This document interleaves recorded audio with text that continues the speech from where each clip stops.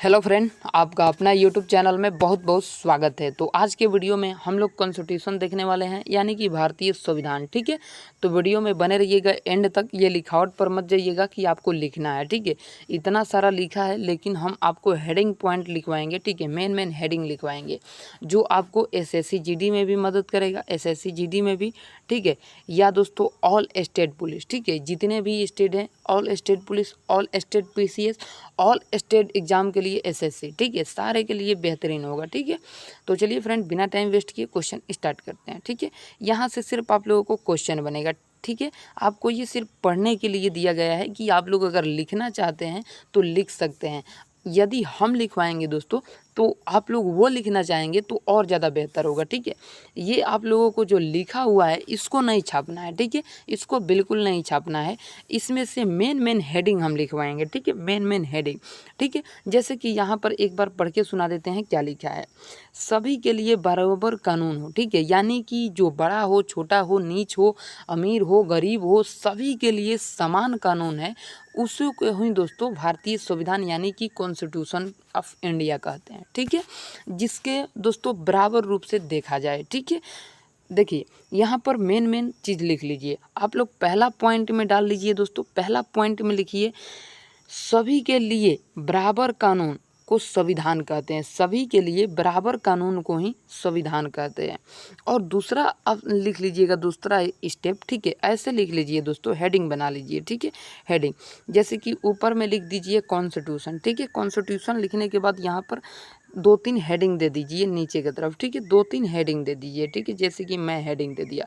ठीक है, तो इस पहला हेडिंग में क्या लिखेंगे दोस्तों, पहला हेडिंग में लिख देंगे सभी के लिए बराबर कानून को संविधान कहते हैं। सभी के लिए जो बराबर हो, अमीर गरीब भिखारी जितने भी है, सभी के लिए जो बराबर कानून हो उसी को ही संविधान कहते हैं। ठीक है, दूसरा स्टेप लिखेंगे इसमें कि दोस्तों हमारे संविधान में 12 अनुसूचियाँ हैं। ठीक है, 12 अनुसूचियाँ हैं। ठीक है, बस दोस्तों। और तीसरा स्टेप में लिखेंगे कि हमारे संविधान में कितने दोस्तों 22 भाग हैं। ठीक है, 22 भाग हैं हमारे संविधान में, 22 भाग हैं। ठीक है, और चौथे स्टेप में क्या लिख देंगे, चौथे स्टेप में लिख देंगे दोस्तों क्या कि हमारे संविधान में 395 अनुच्छेद हैं। ठीक है, 395 अनुच्छेद हैं। ठीक है, हेडिंग बना लीजिए। देखिए ये कितने फास्ट हो गया। ठीक है, अब ऊपर ही लिखा हुआ है कॉन्स्टिट्यूशन यानी कि संविधान। संविधान दोस्तों कैसा है, तो सभी के लिए बराबर कानून को संविधान कहते हैं। और हमारे संविधान में 12 अनुसूची और 22 भाग और 395 अनुच्छेद है। बस हो गया दोस्तों। ठीक है, ऐसे पढ़ना चाहिए। ठीक है, हेड लिखा हुआ पर नहीं जाना है, बिल्कुल नहीं जाना है। ठीक है, अब देखिए नीचे भी बहुत लंबा लिखा गया है कॉन्फेडरेशन को यानी कि परिसंघ को। ठीक है, उसको भी मैं तोड़ कर बताऊंगा। ठीक है, तोड़ कर बताऊंगा जो आप लोगों को दिमाग में सीधा छप जाएगा। ठीक है, अब देखिए एक बार हिंदी को भी पढ़ देते हैं क्योंकि लिखे हैं तो पढ़ना तो ज़रूरी है। ठीक है, देखिए सभी के लिए बराबर कानून को संविधान कहते हैं। देश और राज्य का शासन कैसे चलेगा, ठीक है, कैसे चलेगा, उसको चलाने के लिए जिस किताब को तैयार किया गया है उसे दोस्तों क्या कहते हैं, भारतीय संविधान कहते हैं। इस किताब में दोस्तों 22 भाग हैं, 12 अनुसूची हैं और कुल दोस्तों अनुच्छेद 395 है। ठीक है, चलिए यहाँ तक समझ गए होंगे, कोई तकलीफ कोई दिक्कत परेशानी नहीं होगा। ठीक है, चलिए नेक्स्ट देखते हैं दोस्तों, परिसंघ यानी कॉन्फेडरेशन। कॉन्फेडरेशन क्या है दोस्तों, कॉन्फेडरेशन उसे कहते हैं दोस्तों, आपको इसके बारे में पूरा नॉलेज होना चाहिए। ठीक है, और सीधा आपको जो बताए वो दिमाग में छप जाना चाहिए। ठीक है, मैं इस प्रकार से पढ़ाता हूँ, इस प्रकार से पढ़ाता हूँ क्योंकि मैं इतना पुराने टीचर नहीं है, न्यू टीचर हूँ। अपना पूरा एफर्ट एक ही वीडियो में लगा दूंगा। ठीक है, पूरा एफर्ट जितना भी मेरा एफर्ट है मैं इसी वीडियो में लगा दूंगा। ठीक है, ताकि आप लोगों को बहुत ही बढ़िया तरीके से समझ में आ जाए। ठीक है, देखिए कॉन्फेडरेशन क्या है। ठीक है, कॉन्फेडरेशन होता है एक फेडरेशन होता है, एक यूनियन होता है। तो यूनियन का मतलब होता है जो लोग यूनियन यानी संघ से जुड़ गए उससे कभी अलग नहीं हो सकते, टूट नहीं सकते। ठीक है, और फेडरेशन का मतलब है दोस्तों राज्य मिलकर देश निर्माण करते हैं। यानी कि दोस्तों छोटे छोटे राज्य हैं, वो छोटे छोटे राज्य आपस में मिलकर एक देश का निर्माण कर दिए। ठीक है, एक देश का निर्माण कर दिए। ठीक है, और इसको केंद्र बना दिए, जहाँ पर बुंदा कर रहे हैं इसको केंद्र बना दिए और इसे अपना थोड़ी थोड़ी शक्तियाँ दे दिए और इस शक्तियों को केंद्र उपयोग करेगा।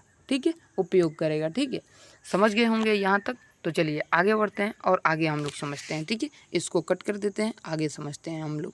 ठीक है, अब हम लोग आगे स्टेप की ओर बढ़ते हैं और कॉन्फेडरेशन देखते हैं। ठीक है, फेडरेशन आप लोग समझ गए, अब कॉन्फेडरेशन देखते हैं। ठीक है, परिसंघ उसे कहते हैं जिसमें छोटे छोटे राज्य आपस में जुड़कर और अपने थोड़ी थोड़ी शक्तियाँ केंद्र सरकार को देकर एक देश का निर्माण करती हैं। ठीक है, परिसंघ बहुत ही कमज़ोर होता है, इससे कोई भी देश यानी कि जो राज्य इससे जुड़ा है उसको अपने आप में एक देश कहते हैं। कोई भी देश आसानी से अलग हो सकता है। और फेडरेशन मतलब राज्य एक देश का निर्माण करते हैं। ठीक है, राज्य एक देश का निर्माण करते हैं और हर राज्य अपनी कुछ शक्तियाँ देश को दे देते हैं। ठीक है, यानी कि दोनों का कहने का तात्पर्य वही है। ठीक है, और फेडरेशन का दोस्तों उदाहरण है अमेरिका। ठीक है, अमेरिका। ठीक है, चलिए समझ गए होंगे, बहुत बढ़िया, बहुत बेहतरीन तरीके से। ठीक है, और यूनियन का मतलब यूनियन भारत है। ठीक है, यूनियन का उदाहरण दोस्तों भारत है। यूनियन मतलब संघ, इससे दोस्तों राज्य कभी अलग नहीं हो सकते। ठीक है, अमेरिका एक फेडरेशन है। ठीक है, और भारत एक यूनियन है। ठीक है, भारत एक यूनियन है। ठीक है, चलिए अब यहाँ तक आने के बाद हमारा दोस्तों भाग स्टार्ट हो जाता है।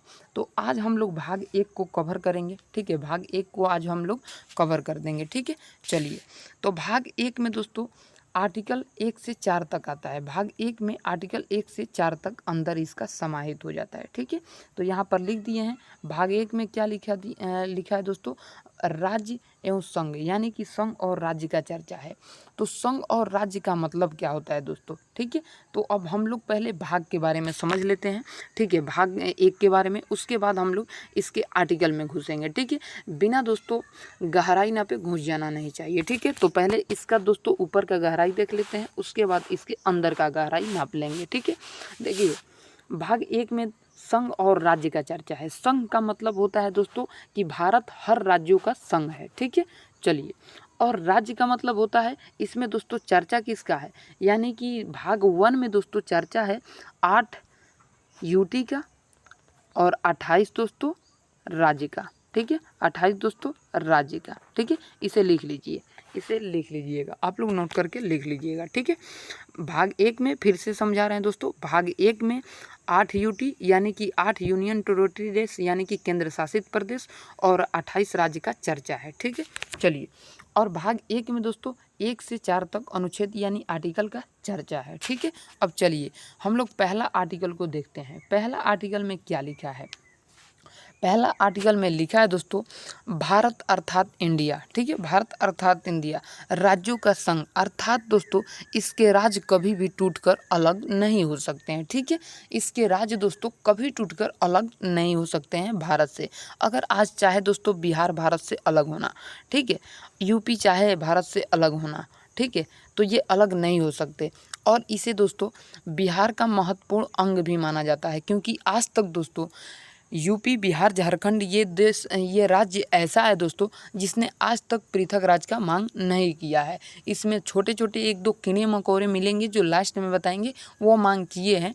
ठीक है, जैसे कि छोटा छोटा राज्य है वो उसको आपको बाद में बताएंगे। छोटा छोटा राज्य पहले दोस्तों क्या था, अखंड भारत जब बताएंगे ना, उसमें आपको बताएंगे एक जूनागढ़ था। ठीक है, वो सारा आप लोगों को बताएंगे दोस्तों। ठीक है, आप लोग बने रहिएगा सीरीज के साथ। ठीक है, सीरीज के साथ बने रहिएगा, सारा के सारा डाउट आप लोगों को क्लियर किया जाएगा। ठीक है, क्लियर किया जाएगा, और ऑल एग्जाम के लिए वेरी इंपॉर्टेंट है। ठीक है, तो इसको हम हटा देते हैं अभी। ठीक है, हम लोग आर्टिकल पे ही चलते हैं और दूसरा आर्टिकल देखते हैं। ठीक है, सारा कुछ मिलेगा अखंड भारत में, आपको सारा कुछ बताएंगे। ठीक है, चलिए अनुच्छेद 2 देखते हैं दोस्तों। अनुच्छेद 2, ठीक है, संसद को यह अधिकार है भारत के बाहर कोई देश हो, ठीक है, भारत के बाहर कोई देश हो, दूसरे देश हो, ठीक है, उसको दोस्तों भारत में मिला सकता है। क्या कर सकता है, उसे दोस्तों भारत में मिला सकता है। या किसी देश का कोई टुकड़ा है, जैसे कि अमेरिका से कोई एक छोटा टुकड़ा टूट गया, ठीक है, छोटा टुकड़ा टूट गया, यानी कि छोटा एक राज्य है, वो चाह कि अमेरिका से हट जाए, हट गया और चाहता है भारत में जुड़ जाए, तो भारत में जुड़ सकता है, संसद अनुमति देगी तो। ठीक है, तो टुकड़ा है जो भारत में मिलना चाहता है, मिलाना क्या यहाँ पर लिखा गया है, जो भारत में मिलना बाहता है। ठीक है, बाहता लिखा दिए हैं, चाहता के जगह बाहता लिखा गया है, तो इसे काट लीजिएगा। इसलिए बोल रहे हैं हमारे शब्द पर ध्यान दीजिएगा। ठीक है, कुछ कुछ क्या होता है, टाइपिंग मिस्टेक हो जाता है, ठीक है, उसे दोस्तों मिला सकते हैं, ठीक है। यानी कि दोस्तों अनुच्छेद 2 कहता है संसद राष्ट्रपति के पूर्व अनुमति पर यानी कि सूचना पर किसी विदेशी राज्य को भारत में मिला सकते हैं, ठीक है। जैसे कि दोस्तों सिक्किम को मिलाया गया। सिक्किम को कैसे मिलाया गया? सिक्किम हम लोगों का अपना राज्य नहीं था, ठीक है, वो दूसरे देश का था, यानी कि वो एक अलग देश था, ठीक है। सिक्किम एक अलग देश था, अपने आप में एक देश था, जिसे दोस्तों उसने चाहा कि भारत में हम मिल जाए, तो 35वां संशोधन 1974 में करके सिक्किम को सह राज्य का दर्जा दिया गया। फिर दोस्तों उसको 36वां संशोधन करके 16 मई 1975 को 22वां राज्य का दर्जा दे दिया गया। तो वो दोस्तों कब दोस्तों भारत का अंग बना? तो 1975 को बना, 16 मई 1975 को बना, ठीक है। चलिए यहाँ तक आप लोग समझ गए, ठीक है। अब यहाँ पर कुछ और तथ्य देख लेते हैं इसका। अभी तो हमने शॉर्ट में बताया, अब आपको लॉन्ग में बता देते हैं, ठीक है, 2 बार रिवीजन का हो जाता है, ठीक है। सिक्किम दोस्तों, इसके लिए 35वां संशोधन किया गया हमारे संविधान कॉन्स्टिट्यूशन में, ठीक है, करके सिक्किम को सह राज्य का बनाया गया, सह राज्य बनाया गया था, ठीक है। इसके लिए संविधान में दोस्तों एक स्पेशल अनुच्छेद आर्टिकल 2 यानी कि अनुच्छेद 2 का क जोड़ा गया, 2 का क जोड़ा गया था। लेकिन फिर सिक्किम को दोस्तों 36वां संशोधन 16 मई 1975 के द्वारा भारत का 22वां राज्य बना दिया गया, ठीक है। चलिए यहाँ तक कोई भी डाउट आप लोगों का नहीं होगा, ठीक है।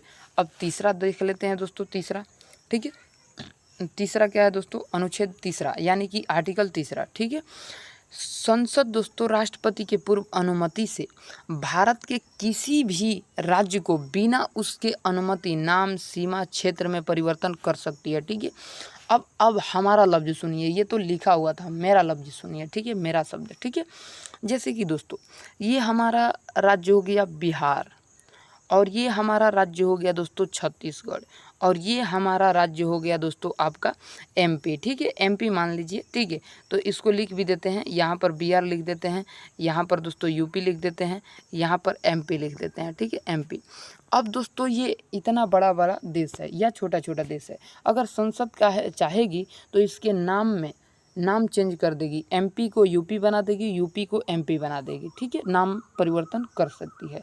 अगर संसद चाहे तो इसका 2 टुकड़ा भी कर सकती है। कैसे दोस्तों? आपको उजला लेना पड़ेगा, उजला से आपको बताते हैं, ठीक है, उजला ले लिए, ठीक है। अब आपको दिखाई देगा, जैसे कि चाहेगी तो यहाँ से काट देगी, कच दे, ठीक है, काट देगी, ठीक है। और चाहेगी तो एक और टुकड़ा कर देगी, 4-5 टुकड़ा भी कर सकती है, ठीक है, ठीक है, 4-5 टुकड़ा कर सकती है। तो ये याद रखिएगा, ये वेरी इंपॉर्टेंट था, ठीक है, आपको बताना भी ज़रूरी था, ठीक है। तो संसद चाहेगी तो काट सकती है, 2 टुकड़ा कर सकती है, 4 टुकड़ा कर सकती है, 5 टुकड़ा कर सकती है, 6 भी टुकड़ा कर सकती है। जैसे आप समझिए, जैसे कि एमपी एक बड़ा राज्य था या छोटा राज्य था, यूपी बड़ा राज्य था या छोटा राज्य था, और बिहार बड़ा राज्य था या छोटा राज्य था, उसको एमपी से दोस्तों अलग कर दिया गया, किसको? छत्तीसगढ़ बना दिया गया। एमपी से दोस्तों कुछ जिलों को काट कर, यानी कि कुछ दोस्तों स्टेट को काट, स्टेट कह रहे हैं, कुछ दोस्तों डिस्ट्रिक्ट को, ठीक है। ये एमपी क्या है? स्टेट है, स्टेट में से कुछ डिस्ट्रिक्ट को काट कर छत्तीसगढ़ बना दिया गया। और यूपी दोस्तों स्टेट है, इस स्टेट में से कुछ दोस्तों डिस्ट्रिक्ट को काट कर उत्तराखंड बना दिया गया। ये दोस्तों बिहार स्टेट है, इस स्टेट में से कुछ डिस्ट्रिक्ट को काट कर झारखंड बना दिया गया, ठीक है। तो ये कब बना? तो अब यहाँ से क्वेश्चन ये पूछ लेता है दोस्तों, क्वेश्चन ये पूछ लेता है एमपी से छत्तीसगढ़ अलग कब हुआ? तो 1 नवंबर 2000 को, ठीक है।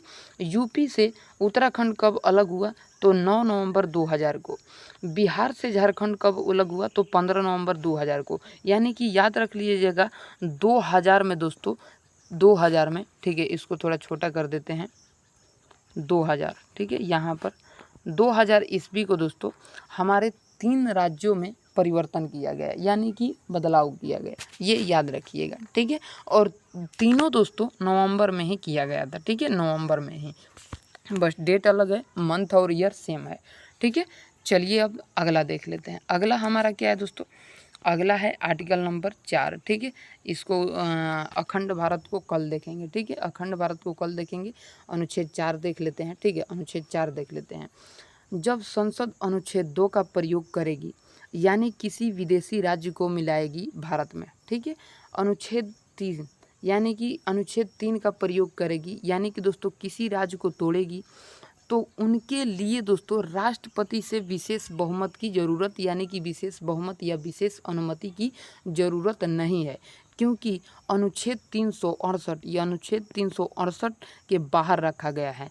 जिसको अनुच्छेद 368 में रख दिया जाता है उसमें दोस्तों राष्ट्रपति का हस्ताक्षर जरूरी हो जाता है। ठीक है, यानी कि दोस्तों आप लोग बहुत ही बढ़िया से समझ गए होंगे। ठीक है, जो हम बताना चाह रहे हैं तो अखंड भारत हम लोग कल देखेंगे और आशा करते हैं आप लोग बहुत ही बढ़िया से समझे होंगे। ठीक है, तो जय हिंद, जय भारत, जय बिहार। वीडियो को शेयर कीजिए, लाइक कीजिए। ठीक है।